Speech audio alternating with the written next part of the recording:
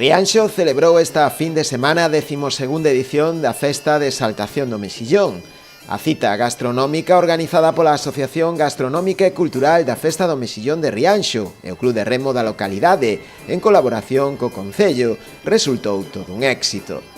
Abonda con dicir que o primeiro día da celebración, a noite do sábado, xa se esgotaron as existencias e a organización tivo que volver a facer provisión de material para poder seguir celebrando a festa.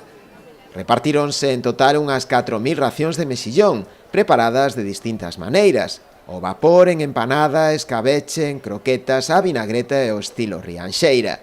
E todas triunfaron. Pero o verdadeiramente importante é que, ademais de ser unha cita gastronómica de interese turístico, a festa ten tamén outro importante obxectivo, e ese non é outro que recadar fondos para o Club de Remo da localidade. E vaia se o conseguiron. E todo grazas ao esforzo e traballo de moitos voluntarios do club, que traballaron arreo para que na festa non faltara nin o máis mínimo detalle.